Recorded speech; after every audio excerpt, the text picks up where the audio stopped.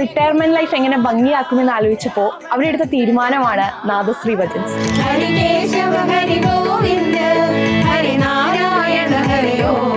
ആരുടെ ഉള്ളിലാണ് ആദ്യമായിട്ട് ഒരു ഭജന സംഘം തുടങ്ങാം എന്നുള്ള ഒരു ആശയം ഉദിക്കുന്നത്? പ്രായമൊക്കെയായി വരുമല്ലേ, അമ്പലത്തിലൊക്കെ പോയിരുന്ന ഒരു കൈമണിയൊക്കെ കൊട്ടി എല്ലാവരുടെ ഒക്കെ ഒരു കൂട്ടായ്മയാവും. അങ്ങനെയാണത് ചിന്ത വന്നത്.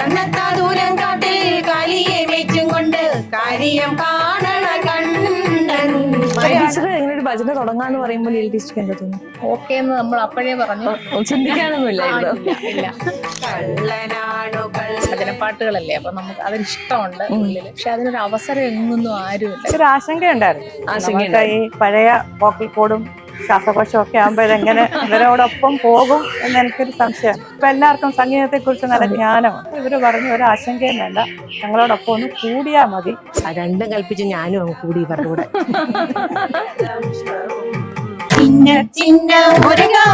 എന്റെ അമ്മ ഇപ്പൊ അമ്മ ഓഫീസിലെ ജോലിക്ക് അപ്പൊ അമ്മ ഡാൻസ് ചെയ്യുന്നുണ്ട്. അപ്പൊ അമ്മയിൽ വന്നൊരു ചേഞ്ച് ഞാൻ കുറച്ച് കാലങ്ങളായിട്ട് ഞാൻ കാണുന്നുണ്ട്. ആ മുഖത്ത് അതിന്റെ ഐശ്വര്യം ഉണ്ടെന്ന് എല്ലാരും പറയുന്നത്. അപ്പൊ നിങ്ങള് ചെറുപ്പമായി വലുതാണ് ഉണ്ടെന്ന് പറയാം. ഞങ്ങൾക്ക് സന്തോഷമാണ്. എന്താണ് ഏറ്റവും കൂടുതൽ സന്തോഷം നൽകിയിട്ടുള്ള ഒരു ഫീഡ്ബാക്ക്? എങ്ങനെയാ നമ്മൾ പഠിപ്പിച്ച കുട്ടികളില്ലേ, കുട്ടികളുടെ റെസ്പോൺസ് ആണ് ഞങ്ങളുടെ ഏറ്റവും വലിയ. ടീച്ചർ നമുക്ക് പാടാം, ചിലപ്പോൾ നമ്മൾ ആ ക്ലാസ്സിൽ പഠിപ്പിക്കുന്നുണ്ടായിരിക്കത്തില്ല, അവർക്ക് വേറൊന്നും കേൾക്കണ്ട, പഠിക്കണ്ട, പാട്ട് കേൾക്കണം. അങ്ങനെ ഞാൻ പാടി കൊടുക്കാറുണ്ട്. ഈ റിട്ടയർമെന്റ് ലൈഫ് എന്ന് പറഞ്ഞാൽ വേറൊരു രീതിയിൽ മാറുമായിരുന്നതിനെ ഞങ്ങള് ഈ ഒരു താളത്തിലേക്ക് കൊണ്ടുവന്നു. അതാണ് ഇതിന്റെ ഏറ്റവും പ്ലസ് പോയിന്റ്. ഓരോ പാട്ടും ഞങ്ങൾക്ക് ഓരോ അനുഭവങ്ങളാണ്. അപ്പൊ ആ അനുഭവം ഞങ്ങൾ ശരിക്കും ആസ്വദിക്കുകയും ചെയ്യുന്നുണ്ട്.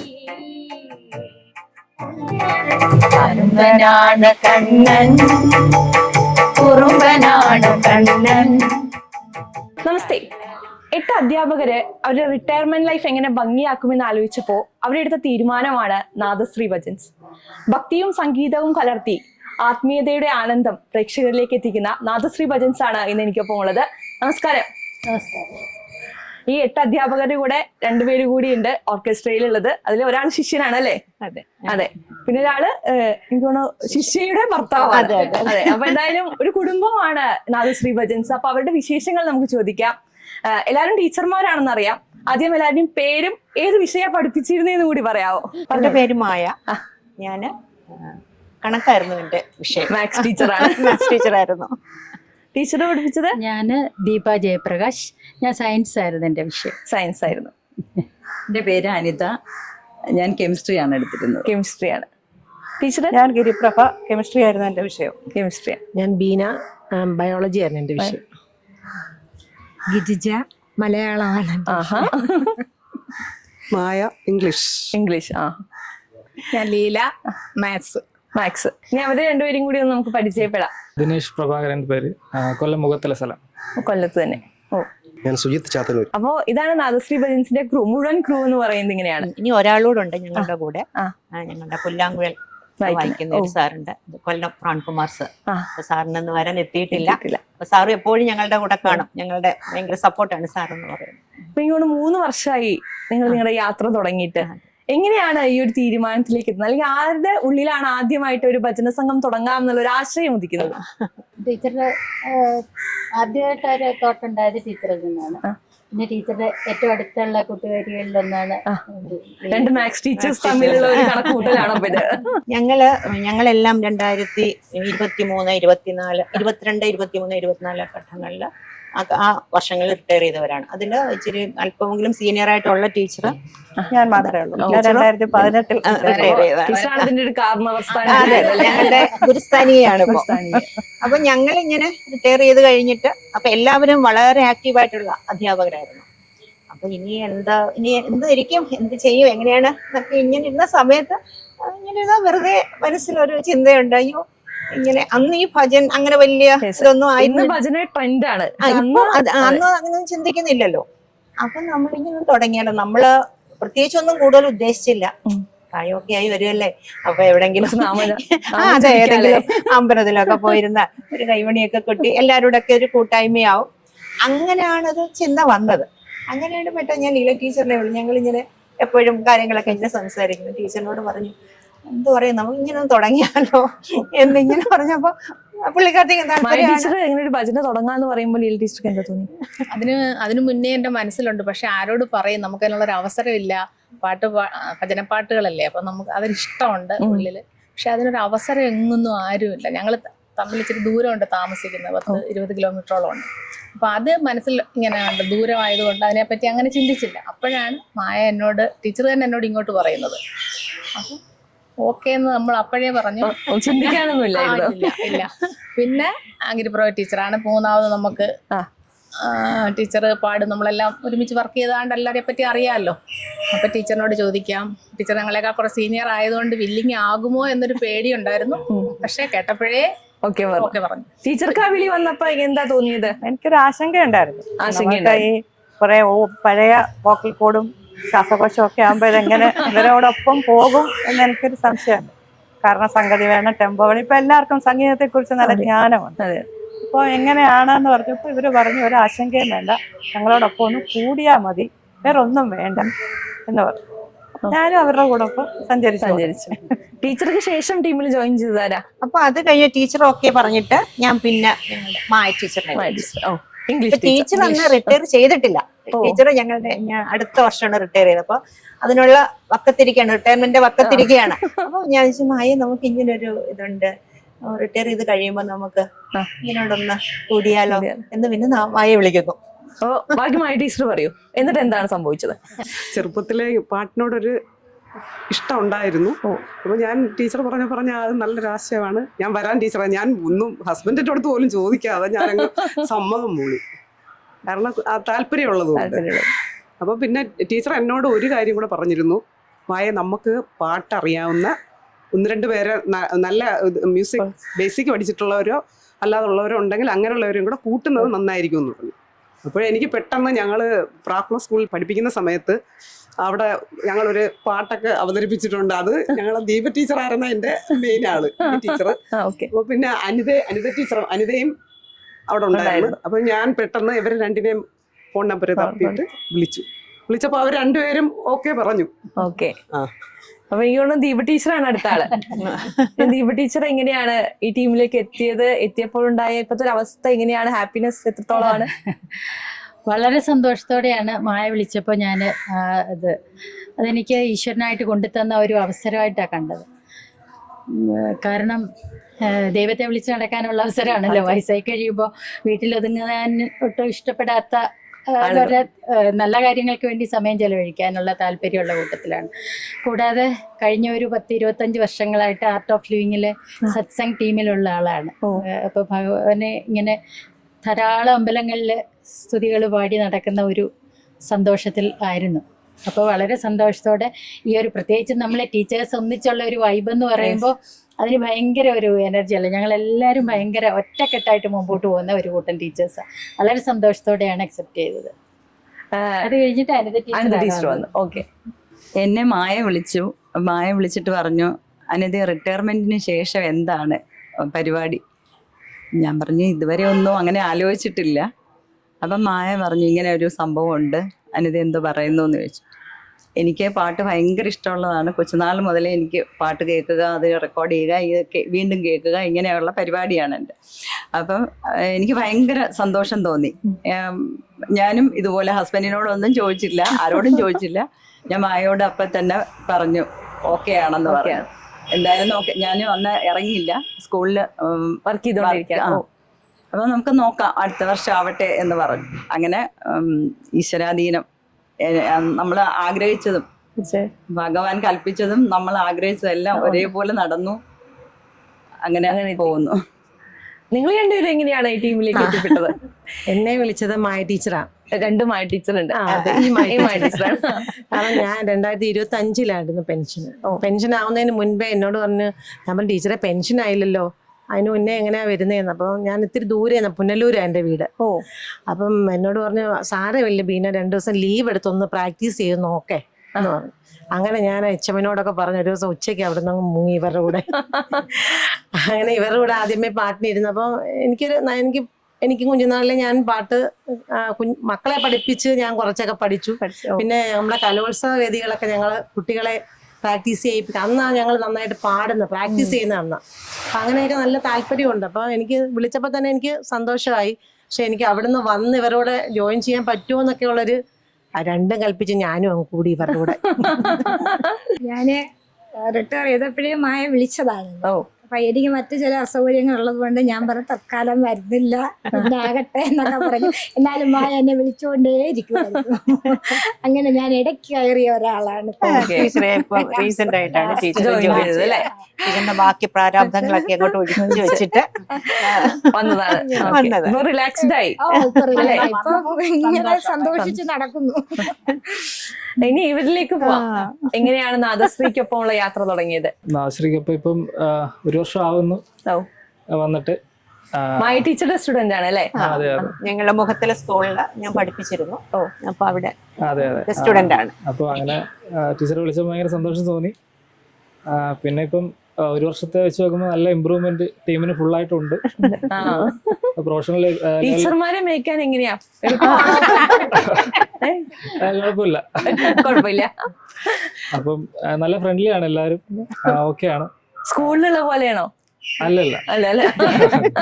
ഇപ്പൊ വേറൊരു മുഖം അവര് കാണുന്നതാണ്. കലോത്സവ സമയത്ത് ടീച്ചർ നല്ല ആക്റ്റീവ് ആണ്. ടീച്ചറാണ് മുൻകൈ എടുത്ത് കുട്ടികളെല്ലാം കൊണ്ടുപോകുന്നതും നല്ല സപ്പോർട്ടാണ്. അപ്പൊ അത് ഇപ്പം ടീച്ചറിലേക്ക് തിരിച്ചു വന്ന ഒരു ഫീലിംഗ് ആണ് നമുക്ക് തോന്നുന്നത്. അങ്ങനെ പോകുന്നു. ടീച്ചറെ കുറിച്ച് ആലോചിക്കുമ്പോൾ നമ്മൾ പറയില്ല, സ്റ്റുഡൻസിനെ കുറിച്ച് നമുക്ക് അഭിമാനമാണെന്ന് പറയും. എനിക്ക് തോന്നുന്നു നിങ്ങൾ ടീച്ചേഴ്സിനെ കുറിച്ച് നിങ്ങളുടെ സ്റ്റുഡൻസ് ഒക്കെ അഭിമാനിക്കുന്നുണ്ടാവും ഈ ഒരു മൊമെന്റ്. അതെ, കൂടെ ഉള്ളവരൊക്കെ ഒരുപാട് നല്ല അഭിപ്രായം പറയുന്നുണ്ട് ഇങ്ങനെ ടീം തുടങ്ങിയാൽ. ടീമിനെ കുറിച്ച് അങ്ങനെ പോകുന്നു. ചേട്ടൻ എങ്ങനെയാ എത്തുന്നത്? എന്നെ ദിനേശാണ് ഇങ്ങനെ വിളിക്കുന്നത്. ഇവിടെ വന്നതിന് ശേഷം വൈഫിന്റെ ടീച്ചേഴ്സാണ് ഇതെല്ലാം എന്ന് അറിയുന്നത്. വൈഫും BA മ്യൂസിക്കാണ്. അന്നേരം അന്ന് അവരെയൊക്കെ സപ്പോർട്ട് ചെയ്തിരുന്നത് ഈ ടീച്ചർമാരാണെന്ന് പറഞ്ഞിട്ടുണ്ട്. അദ്ദേഹം ഇങ്ങനെ പറയുമായിരുന്നു. കറങ്ങി തിരിഞ്ഞ അവർക്കൊപ്പം തന്നെ എത്തി. എന്താണ് നാദശ്രീ എന്നുള്ള പേര് ചൂസ് ചെയ്യാൻ? അത് ആരാ കണ്ടുപിടിക്കുന്നത്? അത് നാദശ്രീ ഞങ്ങളിങ്ങനെ കുറെ പേരുകൾ ഇങ്ങനെ അപ്പം പേരെണ്ണോന്ന് പറഞ്ഞപ്പോഴ് ഞങ്ങൾ ഗിരിഭവ ടീച്ചറിന് ഇങ്ങനെ പറഞ്ഞു, നമുക്ക് ഞങ്ങളുടെ ടീച്ചറിന്റെ സാറ് നല്ലൊരു എല്ലാ രീതിയിലും ആത്മീയ കാര്യങ്ങളിലായാലും എല്ലാ രീതിയിലും പ്രവർത്തിക്കുന്ന ഒരു വ്യക്തിയാണ്. അപ്പം ടീച്ചറിനോട് ഇങ്ങനെ പറഞ്ഞു. അപ്പം സാറിനോട് പറഞ്ഞു. അപ്പൊ സാറാണ് ഈ നാദശ്രീ എന്ന് പറയുന്ന പേര് ഞങ്ങൾക്ക് സജസ്റ്റ് ചെയ്തത്. അപ്പൊ ആ നാദത്തിലും ശ്രീയും എല്ലാം കൂടെ ചേർന്നപ്പോ അതങ്ങ് വളരെ മനോഹരമായി. അതിപ്പോ ആ പേര് ഞങ്ങൾക്കൊന്ന് ഭയങ്കര സന്തോഷമാണ് ആ പേര് പറയാന്ന് തന്നെ പറയുന്നത്.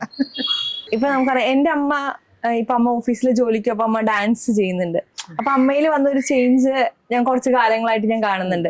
അപ്പൊ എനിക്ക് തോന്നുന്നു നിങ്ങളുടെ ലൈഫിൽ ആ ഒരു മാറ്റം വന്നിട്ടില്ല. കാരണം നിങ്ങൾക്കറിയാം വർക്കിന്റെ പ്രഷർ, അങ്ങനത്തെ കാര്യങ്ങൾ, കുട്ടികളെ ചീത്തവിളി, കുട്ടികളുടെ മാർക്ക് എല്ലാം നോക്കി അതൊക്കെ കഴിഞ്ഞ് ഇപ്പൊ റിലാക്സ്ഡ് ആയി സമാധാനത്തോടെ ജീവിക്കുക. എങ്ങനെയുണ്ട് ആ ഒരു ഫീൽ? ഇപ്പൊ ഞങ്ങൾ വളരെ റിലാക്സ്ഡ് ആണ്. എന്നിട്ട് ഞങ്ങളുടെ ഫ്രണ്ട്സ് ഞങ്ങളെ കാണുമ്പോൾ പറയും, എന്താ വെച്ചാൽ ഞങ്ങളുടെ ആ മുഖത്ത് അതിന്റെ ഐശ്വര്യം ഉണ്ടെന്ന് എല്ലാരും പറയുന്നത്. അപ്പൊ നിങ്ങള് ചെറുപ്പമാണ്. അപ്പൊ എല്ലാവരുടെ മുഖത്ത് ആ ഐശ്വര്യം ഉണ്ടെന്ന് പറയാം. ഞങ്ങൾക്ക് സന്തോഷമാണ്. എനിക്കോട് ചിന്ന ചിന്ന മുരുകയാണ് നിങ്ങളൊരു ടേണിംഗ് പോയിന്റ്. എനിക്ക് കുറെ ആളുകളിലേക്ക് എത്തിയ ഒരു പാട്ട് അതാണ്. നമുക്ക് അതിന്റെ 2 വരി കേട്ടാലോ? തീർച്ചയായിട്ടും.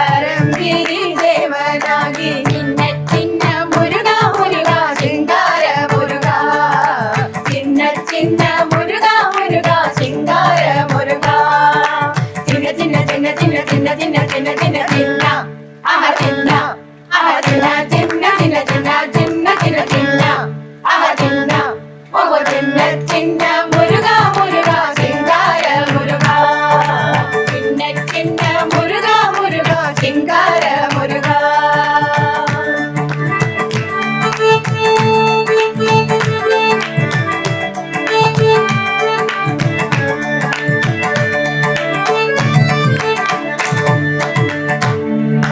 സിന്ദൂർ കടൽക്കരയിൽ സിന്ദൂർ കടൽക്കരയിൽ ഭക്തകളെ കാത്തിടവേ ഭക്തകളെ കാത്തിടവേ പാർപ്പവങ്ങൾ മനം മുകിരെ പാർപ്പവങ്ങൾ മനം മുകിരെ പാർപ്പവങ്ങൾ മനം മുകിരെ പാർപ്പവങ്ങൾ മനം മുകിരെ ശൂരനെ സംഹാരം ചെയ്ത ശൂരനെ സംഹാരം ചെയ്ത ആണ്ടവനെ അലങ്കാരനെ ആണ്ടവനെ അലങ്കാരനെ അണ്ടമെല്ലാം ഫലവും വന്നാൽ അണ്ടമെല്ലാം ഫലവും വന്നാൽ അടിയാറുകൾ കാണും പോലെ അടിയാറുകൾ കാണും പോലെ അടിയാറുകൾ കാണും പോലെ അടിയാറുകൾ കാണും പോലെ ആണ്ടിയായി നീ കാഴ്ച തന്നായി ആണ്ടിയായി നീ കാഴ്ച തന്നായി ചിന്ന ചിന്ന മുരുക മുരുക ചിങ്കാര മുരുക ചിന്ന ചിന്ന മുരുക മുരുക ചിങ്കാര മുരുക ചിന്ന ചിന്ന ചിന്ന ചിന്ന ചിന്ന ചിന്ന ചിന്ന ചിന്ന ചിന്ന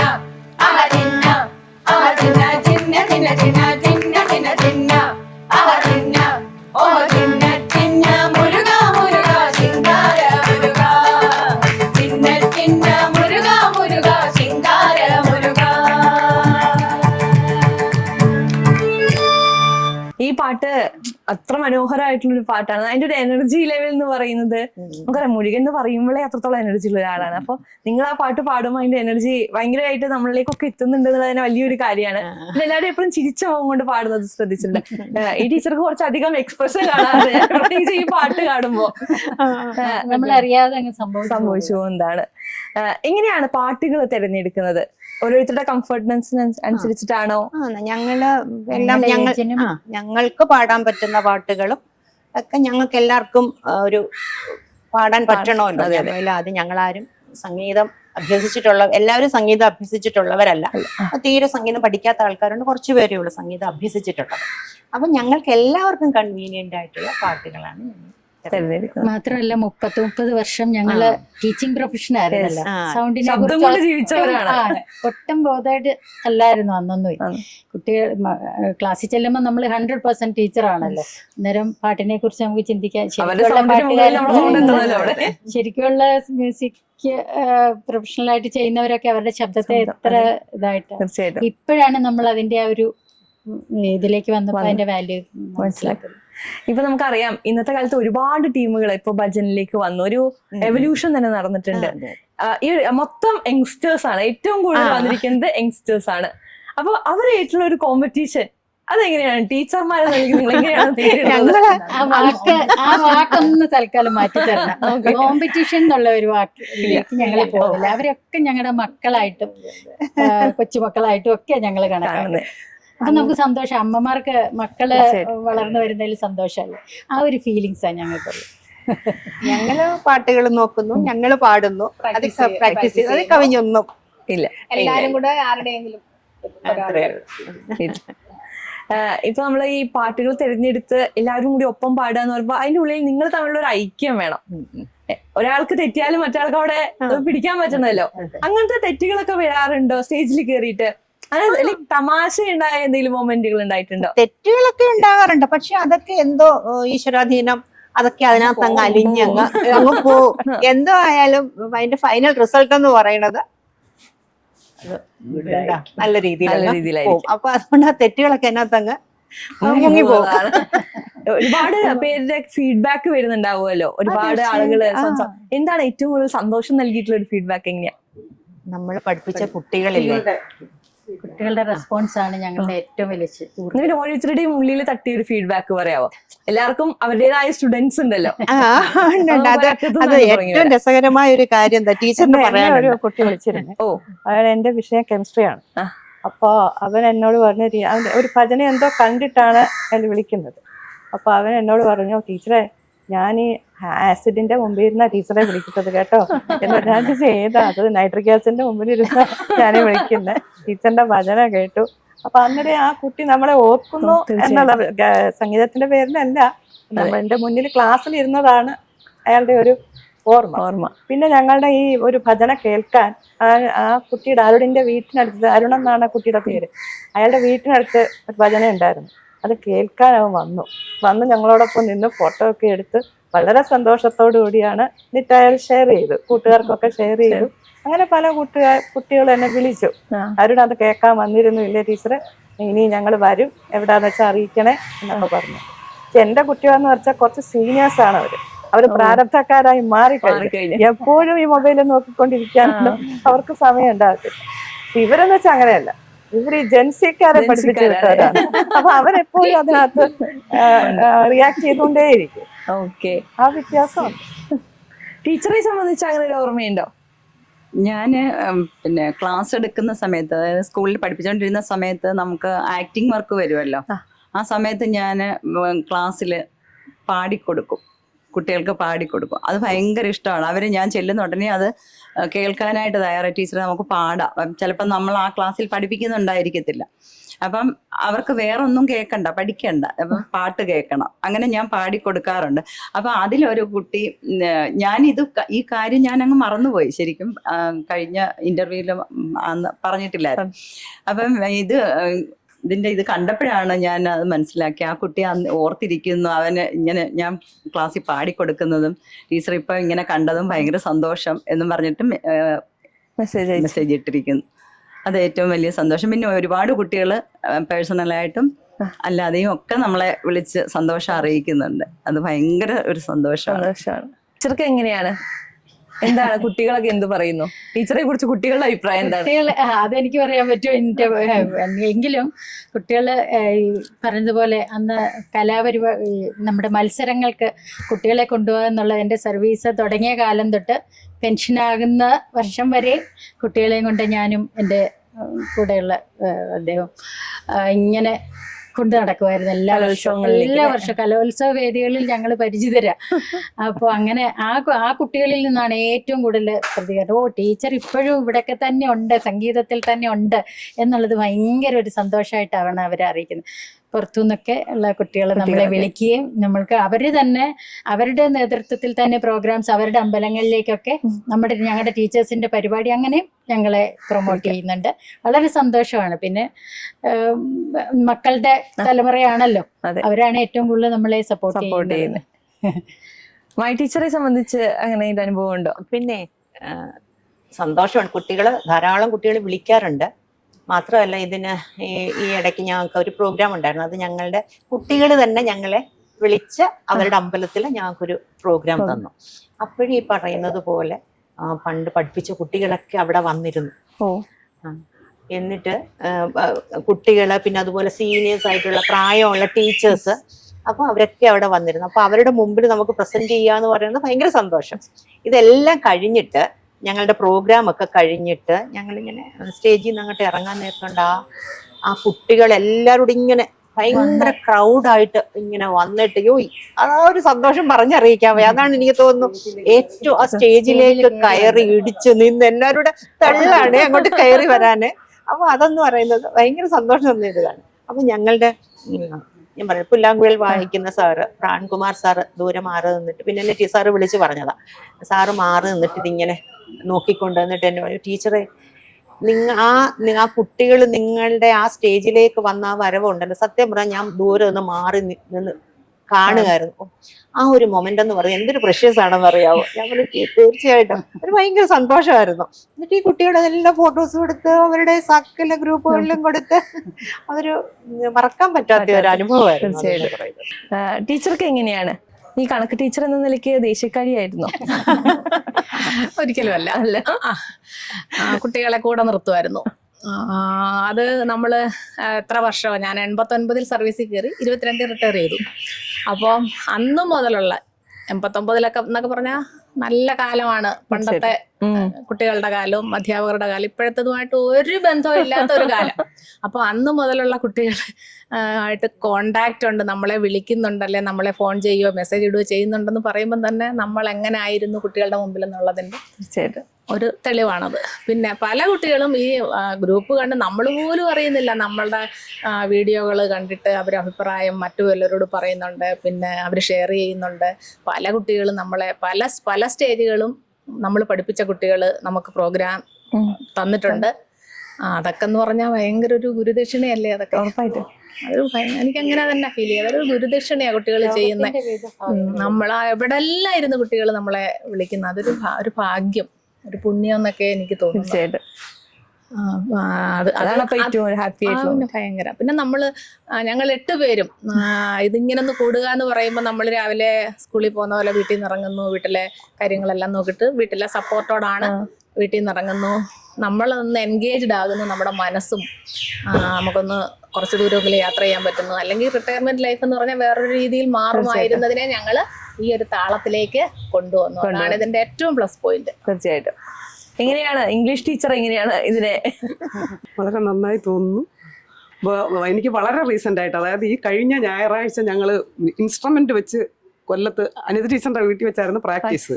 അപ്പോൾ ഞാൻ ഇച്ചിരി ഗ്രാമപ്രദേശത്ത് താമസിക്കുന്ന ആളാണ്. അപ്പം നമുക്ക് ഞായറാഴ്ച ദിവസം വണ്ടി അങ്ങനെ വരില്ലെന്ന് അറിഞ്ഞില്ല. ഞാനിങ്ങനെ ബസ് കാത്തു നിന്നേ, വീട്ടിൽ ആരും ഇല്ലായിരുന്നു എന്നെ കൊണ്ടാക്കാനായിട്ട്.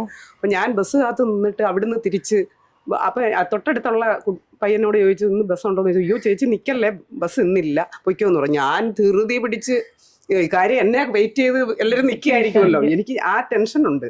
അങ്ങനെ ഞാൻ ഒരു കയറ്റമൊക്കെ ഉണ്ട്, അതൊക്കെ ഒരു തേരിയൊക്കെ ഉണ്ട്, അത് കയറി വേണം അങ്ങോട്ട് മുകളിലോട്ട് വരാൻ. അതുകൊണ്ട് എൻ്റെ മുമ്പിൽ 2 പിള്ളേർ, ഒന്ന് ബൈക്കിൽ വന്നിട്ട് ഒരു പയ്യനും ഒരു കൊച്ചും കൂടെ വെളിയിൽ വന്നിട്ട് എൻ്റെ മുമ്പ് കയറി തടഞ്ഞു നിൽക്കുക എന്നെ. ഞാനിങ്ങനെ അതിശയിച്ച് നോക്കുക, ഇത് എന്നെ അറിയത്തില്ലേ? ഞാൻ ആകെ ഒന്ന് പരപരാ ഒന്ന് നോക്കി, ഇതാരാ? ഞാൻ ചോദിച്ചു ശ്രീലക്ഷ്മിയാണോ? അല്ല, അശ്വതി ഓമനക്കുട്ടൻ എന്ന് പറഞ്ഞു.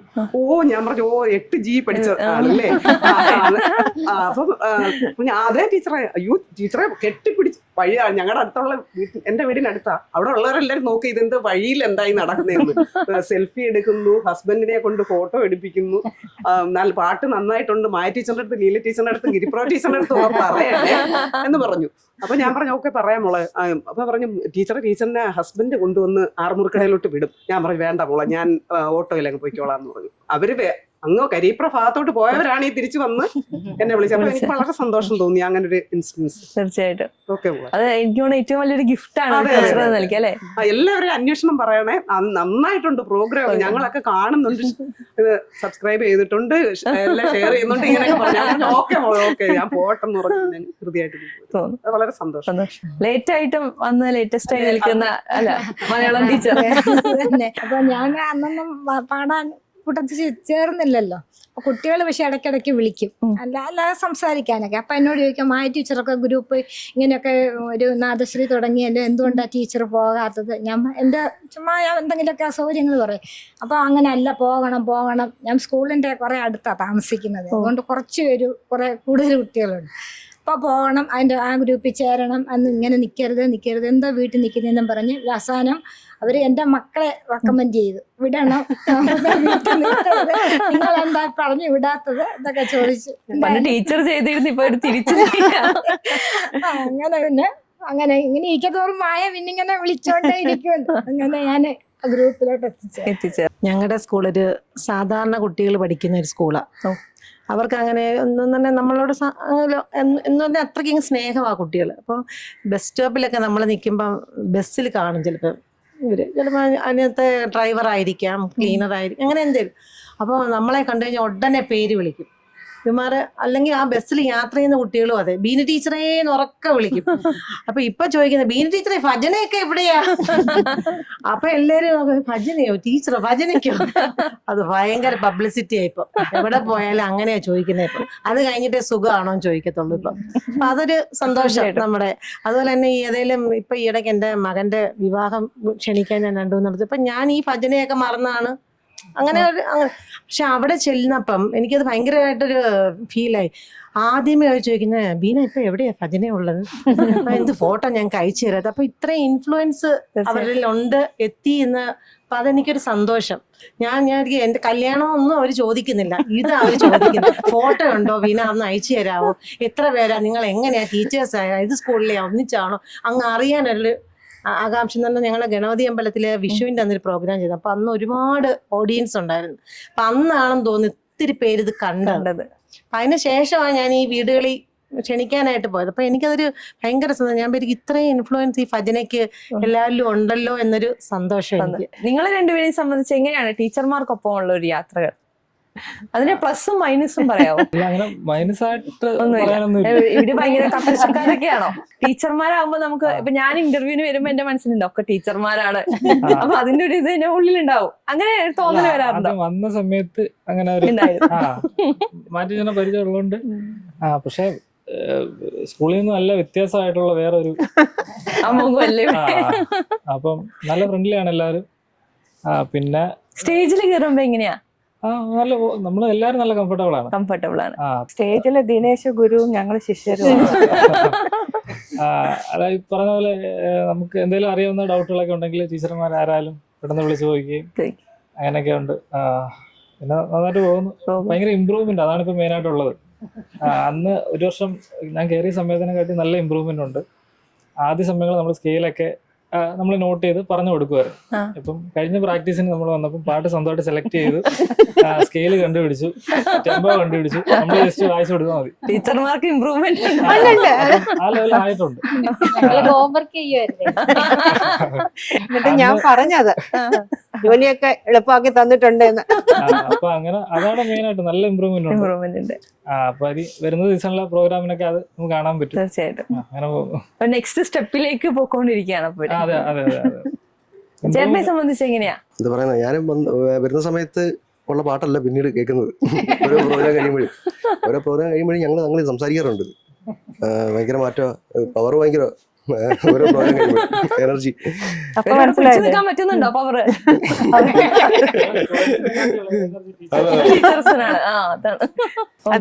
അത് പറഞ്ഞപ്പോഴൊരു കാര്യം എനിക്ക് പറയണം. പിന്നെ ഇപ്പൊ കഴിഞ്ഞ ഒരു പ്രാക്ടീസിന് വന്നപ്പം ഇങ്ങനെ ദിനേശ് പറഞ്ഞു, ടീച്ചറെ സപ്തസ്വരങ്ങള് ടീച്ചർമാരെ നിങ്ങൾ സപ്തസ്വരങ്ങൾ പാടുക. അപ്പം അതിന്റെ ആരോഹണം അവരോഹണം നിങ്ങളത് എന്നും പാടുമ്പം നമ്മളത് നല്ല നമ്മുടെ എല്ലാ രീതിയിലും നിങ്ങൾക്ക് നല്ലതാണ് എന്ന് പറഞ്ഞിട്ട് ദിനേശ് ഇങ്ങനെ ഞങ്ങൾക്ക് കീബോർഡിനകത്ത് സാരി ഞങ്ങൾ അതിനൊപ്പം ഇരുന്ന് ശിഷ്യഗണങ്ങള് എന്നിട്ട് അപ്പൊ ചുമ്മാ ടീച്ചർ ഇവിടെ നിന്ന് ചുമ്മാ ഒരു ഭയങ്കര രസം തോന്നി ടീച്ചർ അതിന്റെ വീഡിയോ എടുത്ത് ചുമ്മാതെ എന്നിട്ട് ഞങ്ങൾ ഇങ്ങനെ ഗ്രൂപ്പിലിട്ട് കഴിഞ്ഞപ്പോ ഞാൻ പിന്നീട് ആ വീഡിയോ ഒന്ന് നോക്കിയപ്പോ അപ്പൊ അതൊരു ഭയങ്കര എന്താ പറയാ, പറഞ്ഞറിയിക്കാൻ വയ്യ, നല്ലൊരു സന്തോഷമാണെന്ന് പറയുന്നത്. അപ്പൊ ദിനേശ് ഇരുന്ന് അത് കീബോർഡിനകത്ത് ഇങ്ങനെ ഇരുന്ന് വായിച്ചു തരുന്നു. ഞാൻ നോക്കിയപ്പോ അപ്പുറത്ത് റിതം സുജിത്താണെങ്കിൽ ഇങ്ങനെ നമ്മൾ ആ പാടുന്ന കേട്ട് സുജിത്തിന്റെ മുഖത്തൊരു സന്തോഷം. ഇപ്പൊ സുജിത്തിന് അറിയത്തില്ല, ഞാൻ വീഡിയോ അയച്ചു കൊടുത്തില്ല. ആ ഒരു പ്രത്യേക ഒരു സന്തോഷം ആ മുഖത്ത്. അത് ഞാൻ കണ്ടത്, അതെനിക്ക് മനസ്സിലായത്, നമ്മൾ കുട്ടികളെ പഠിപ്പിക്കുമ്പോൾ ആ കുട്ടികളെ നമ്മൾ പഠിച്ച കാര്യങ്ങൾ മനസ്സിലാക്കിയിട്ട് അത് തിരിച്ച് നല്ല രീതിയിൽ റെസ്പോണ്ട് ചെയ്യുമ്പോൾ നമ്മുടെ ഉള്ളിലൊരു ഫീലിങ്സ് ഉണ്ടല്ലോ, ആ ഒരു ഫീലിങ്സ് ഞാൻ സുജിത്തിന്റെ മുഖത്ത് കണ്ടു. അതിങ്ങനെ കേട്ടോണ്ടിരുന്ന സുജിത്തിന്റെ ഇങ്ങനെ എന്താ കണ്ണൊക്കെ ഇങ്ങനെ എന്താ അതിങ്ങനെ ശ്രദ്ധിച്ചിരുന്ന ആ സന്തോഷം എനിക്കത് കണ്ടപ്പോൾ ഭയങ്കര സന്തോഷം തോന്നിയത്. അത് എനിക്ക് നല്ലൊരു മൊമെന്റ് ആയിരുന്നു അത്. അപ്പൊ ടീച്ചർമാരെല്ലാവരും സ്റ്റുഡൻസ് ആവുന്ന ഒരു സാഹചര്യം കൂടി ഭജനയുടെ ഇടയിൽ ഉണ്ട് എന്നാണ് തോന്നുന്നത്. അപ്പൊ തന്നെ എനിക്ക് തോന്നുന്നു നിങ്ങൾ 6 പേര് അമ്മൂമ്മമാരാണെന്ന് എന്നോട് ടീച്ചർ പറഞ്ഞു. 2 പേര് ആണ് അമ്മമാര്, ഇനി അമ്മൂമ്മമാരാവാൻ പോകുന്നവരല്ലേ. അപ്പൊ ഉണ്ണിക്കണ്ണന്റെ ഒരു പാട്ടാകാം. കാരണം കണ്ണനെ കുറിച്ച് പറയുന്നത് നമുക്കറിയാലോ, അമ്മയുടെ സ്നേഹം ഏറ്റവും കൂടുതൽ നമ്മള് പ്രകടമാകുന്നത് ഉണ്ണിക്കണ്ണന്റെ പാട്ടുകളിലാണ്. അപ്പൊ നിങ്ങൾ 8 അമ്മമാര് ഉണ്ണിക്കണ്ണനെ കുറിച്ച് പാടുമ്പോൾ അത്രയും മനോഹരമായിരിക്കുമല്ലോ. ഉണ്ണിക്കണ്ണന്റെ ഒരു പാട്ട് പാടിത്തരും.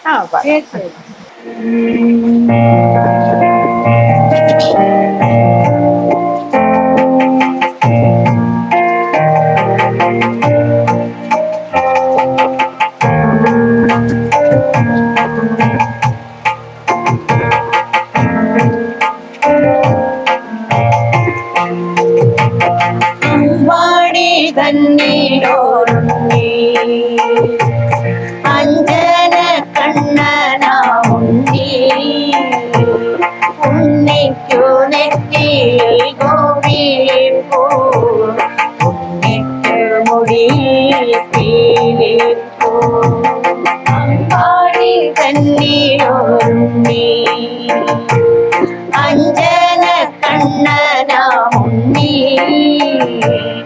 ഉണ്ണിക്കു നെറ്റിയിൽ ഗോപിപ്പൂ ഉണ്ണിക്കു മുടിയിൽ പീലിപ്പൂ. ഈ അമ്മമാരുടെ എല്ലാവരുടെയും സ്നേഹം നമുക്ക് ആ പാട്ടിൽ കാണാൻ പറ്റുന്നുണ്ട് എന്നുള്ളതാണ്. നിങ്ങൾ സ്റ്റേജിലേക്ക് പോകുമ്പോഴേ ഏറ്റവും കൂടുതൽ നിങ്ങളോട് ഇത് പാടിത്തരുമോ എന്ന് ചോദിക്കുന്ന പാട്ട് ഏതാ? ഇപ്പോഴും ചിന്ന ചിന്ന തന്നെയാണ് ചിന്നയ്ക്ക് വലിയ പ്രേക്ഷകരുള്ളത്. ചിന്ന ചിന്ന കഴിഞ്ഞാ കൃഷ്ണനെ വിളിക്കാം, കൃഷ്ണനെ വിളിക്കാൻ പറയും. പിന്നെ അതുപോലെ അയ്യപ്പന്റെ ഒരു പാട്ടുണ്ട്, പിന്നെ കലാഭവൻ മണിയുടെ ജ്യോതികണ്ഠേ ജ്യോതികണ്ഠേ. അപ്പൊ ഞാനത് എന്നയ്യപ്പ പൊന്നയ്യപ്പ എന്ന് വിളിക്കുന്ന ഒരു ഭാഗമുണ്ടല്ലോ. അപ്പൊ അത് ഭയങ്കര എല്ലാവർക്കും ആ ഒരു ഭാഗം മാത്രം ഒന്ന് പാടുവോ? അതെ ശരി.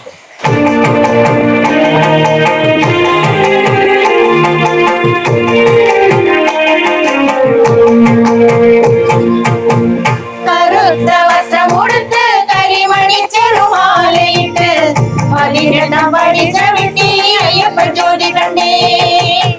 കറുത്ത വസ്ത്രമുടുത്ത് കരിമണി ചെറുമാലയിട്ട് 18 പടി ചവിട്ടി അയ്യപ്പ ജ്യോതി കണ്ടേ. എന്നയ്യപ്പ പൊന്നയ്യപ്പ എന്നോടൊപ്പം ചേരയ്യപ്പ വരും കൊല്ലം മല ചവിട്ടാൻ കാക്കണമയ്യപ്പ. എന്നയ്യപ്പ പൊന്നയ്യപ്പ എന്നോടൊപ്പം ചേരയ്യപ്പ വരും കൊല്ലം മല ചവിട്ടാൻ കാക്കണമയ്യപ്പ. ജ്യോതി കണ്ടേ ജ്യോതി കണ്ടേ മകര ജ്യോതി കണ്ടേ. ജ്യോതി കണ്ടേ ജ്യോതി കണ്ടേ മകര ജ്യോതി കണ്ടേ. മാമലയിൽ പൂമലയിൽ അയ്യപ്പ സന്നിധിയിൽ സർവം സ്വാമി സന്നിധിയിൽ. വെറുതെ അല്ല വീണ്ടും വീണ്ടും പാടിത്തരാൻ പറയുന്നേ. അത്രയും ഭംഗിയായ ആ ഒരു പോർഷനിൽ ആ പോർഷൻ നമുക്ക് പാടുമ്പോഴൊരു ഭയങ്കര ഒരു ഫീലിങ്സ് അതുണ്ടാകും. ഭഗവാന്റെ അടുത്ത് നിൽക്കുന്ന ഒരു തോന്നൽ. നമുക്ക് പാട്ടുകൾ പാടുന്ന സമയത്ത് നമുക്ക് അതിനുള്ളിലേക്ക് ആഴ്ന്നു പോകാൻ പറ്റുമെന്നാണ് പറയാറുള്ളത്. അങ്ങനത്തെ ആ ഒരു ഫീലിങ്സ് എങ്ങനെയാണ്? നിങ്ങൾക്ക് അത് എങ്ങനെയാ ഫീൽ ചെയ്യുന്നത്? അപ്പൊ അത് ഇത് തന്നെ ഈ ഞാൻ പറയില്ലേ, ഈ പാട്ട് ഈ എന്നയ്യപ്പ പാടുമ്പോഴുണ്ടാകുന്ന ഒരു എന്താ ഒരു അനുഭൂതി ഉണ്ടല്ലോ, അത് ഒരു ഭയങ്കര ഇതാണ്. അപ്പൊ ഇതുപോലെ ഇപ്പൊ ഞങ്ങൾ ഈ അമ്പാടി ഉണ്ണിക്കണ്ണന്റെ പാട്ടുകൾ പാടുമ്പോഴേ ദാരികന്റെ പാടുമ്പോ ഉള്ള ആ ഒരു മനസ്സിലെ ആ ദേവിയോടുള്ള ഒരു എന്താ അത് പറഞ്ഞറിയിക്കാൻ പറ്റാതെ അറിയാതെ തൊഴുതു പോകുമല്ലോ. അതെ അതെ, അറിയാതെ നമ്മൾ ഉള്ളിൽ നിന്ന് അതങ്ങ് അനുഭവിച്ചു കൊണ്ടാണ് നമ്മളത് പാടുന്നത്. അതിന്റെ ഓരോ പാട്ടും ഞങ്ങൾക്ക് ഓരോ അനുഭവങ്ങളാണ്. അപ്പൊ ആ അനുഭവം ഞങ്ങൾ ശരിക്കും ആസ്വദിക്കുകയും ചെയ്യുന്നുണ്ട്. അതാണ് ഇന്ന പാട്ടെന്ന് പറയാൻ പറ്റുന്നില്ല. ഇപ്പൊ മൂത്ത ടീച്ചർ എന്ന നിലയ്ക്ക് ടീച്ചർക്ക് നിങ്ങൾ പാടുന്നതില് ഏറ്റവും ഇഷ്ടമുള്ള പാട്ട് ഏതാ? ഏറ്റവും കൂടുതൽ എനർജി കിട്ടുന്നത് ഏത് പാട്ട്? ഞങ്ങള് എനർജി കിട്ടുക എന്ന് പറയുമ്പോ ശിവന്റെ പാട്ടുകൾ ആവുമ്പോഴാണ് നമ്മള് കുറച്ച് എനർജി ആവുന്നത്. ബാക്കി കണ്ണന്റെ ഒക്കെ ഒരു കണ്ണന്റെ ഒക്കെ ഒരു ലാളിത്യവും വാത്സല്യവും ഒക്കെ വരുന്ന പാട്ടുകളാണ്. അപ്പോ ഞങ്ങൾ ഈ അടുത്തിടയ്ക്ക് കണ്ണന്റെ ഒരു പാട്ട് പഠിച്ചിട്ടുണ്ട്, പുതിയ പാട്ട്. അത് ഫ്രഷ് ആയിട്ട് നമുക്ക് ആദ്യം ചരണ്ടിയിൽ തന്നെ പാടാം.